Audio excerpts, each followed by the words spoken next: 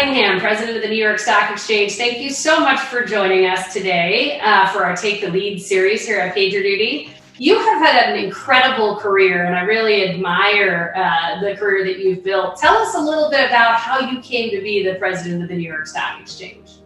Well, my path to this seat in the role that I have today has certainly not been a predetermined, well-executed journey that I started on knowing where I was going. It's really been more of a jungle gym than climbing the corporate ladder as I've bounced around through different roles, and it's accidental in many ways, but I was open to opportunities. So I have an engineering background, fell into an internship on the trading floor when I wasn't expecting it and fell in love with it right away. So I spent 10 years down there as a trader, but then I left when I felt like there wasn't the right technical innovation that I really thought needed to be happening there.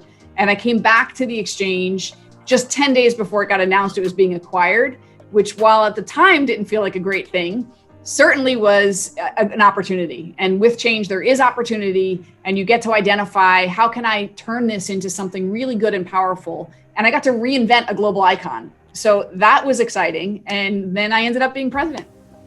And that is awesome. And I mean, I feel so fortunate that you've become president because we've had such a great partnership. It's been so much fun working with you. And I know that it's not always easy, but it's a particularly challenging year to be the head of anything, not the least of which, the market maker that is the New York Stock Exchange, in an environment where we've seen a pandemic, we've seen an economic recession, everything that's gone on around the U.S. election. How are you thinking about the volatility of the markets, and where do you think we're going to be in a year's time?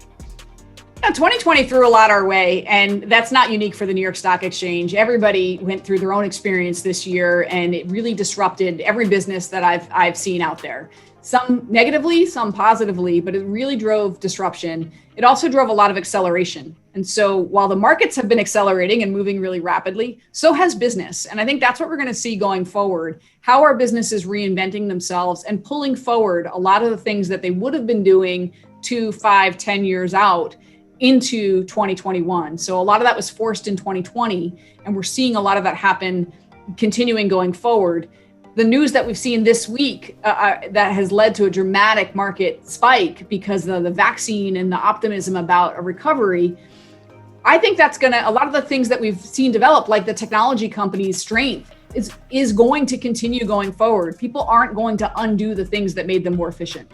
For sure. And I mean, speaking of disruption and having to change, we had a once in a lifetime opportunity to take PagerDuty public on the New York Stock Exchange in April of 2019. And you and your team did such a phenomenal job of helping us include our entire organization, if not everybody could be there. And I remember one of the hardest decisions you have to make is how many people you can fit on the podium, and not being able to have everybody up there, and then how many people can be on the floor, and not being able to have the whole team there. And I, of course, wanted it to feel very inclusive. What have you had to change in order to manage what's been a record year for IPOs, despite the fact that we've been under lockdown for a good chunk of that? It's been a lot of fun to figure out how to make the virtual IPO experience even more exciting. So what we're offering is a combination of in-person, but much smaller scale. So we're not having the massive group on the trading floor the way we welcomed PagerDuty and Paigey, who's the star of the show. But we're having a lot of virtual events, and we can create more content that really makes the entire company feel part of the day in a more meaningful way than they had in the past. That's definitely something we're going to take going forward and leverage, because you can do a lot more virtually, especially when you're going into it knowing that you're creating a lot of, telling the story of the company, and it's a story of the team and the people. So it's fun to do that. I think as a leader, we're always growing. Like, if you're not growing, you're dying, so to speak. And how has your leadership style evolved since you took over as president and then encountered 2020 in the year that it is? What's changed for you?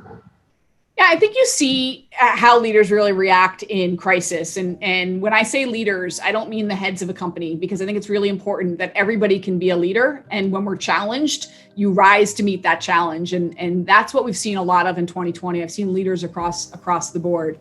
Personally, I've had to evolve my communication style a little bit, because I do a lot of body language reading and if you have a big meeting and then you're walking down the hallway and you kind of see how everybody's reacting, you lose that when you don't see them after the meeting and you close out your screen and that was the end of it. So I have to do a lot more follow-up conversations and over communication so I can get to the bottom of how are people feeling, what are the challenges that they're facing. And there's a lot more questions that I need to ask to get that information. And that's true for internally with our team. And it's also true externally with customers because people are feeling this year differently. We share wanting to change the face of our industries and create more diverse and inclusive environments. And I know the financial industry and also, in our case, the tech industry. What are some things that the New York Stock Exchange is doing to bring diversity, inclusion, and equity to the forefront in the financial markets?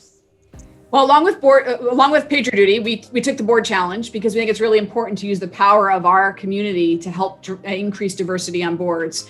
And so that's something that we did this year. We also last year launched the Board Advisory Council, which is designed to be part of the solution and turn talk into action by creating a diverse candidate base of board-ready individuals that are recommended by the CEOs of NYSE listed companies so that we actually have a source and a pipeline for people to tap into, because so many of our corporate leaders are looking to change diversity. Companies cannot have a diversity throughout their organization if they don't have diversity of thought, and you get diversity of thought by having different backgrounds, racial, gender, ethnicity. You have to have that at the board level to be able to run it through the entire organization.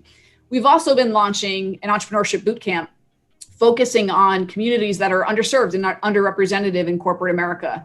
So starting in Detroit, we're going to put together the resources that individuals need so they can start their own companies. I love that you're starting in Detroit, in Michigan, and no doubt your COO, Mr. John Tuttle, had something to do with that. But what a great example of a community that is just full of innovation. There's the Detroit hustle, one of my favorite things about the culture of Detroit. Well, Stacey, thank you so much. You've been such a terrific partner to PagerDuty. The entire team at the New York Stock Exchange really helped us continue to build our business and extend our brand into the market. And we so appreciate you being here with us today for the Take the Lead series at PagerDuty. Jen, it's companies like PagerDuty that make it fun to come to work. Awesome. Well, thanks again. Stay well and stay safe. Thanks.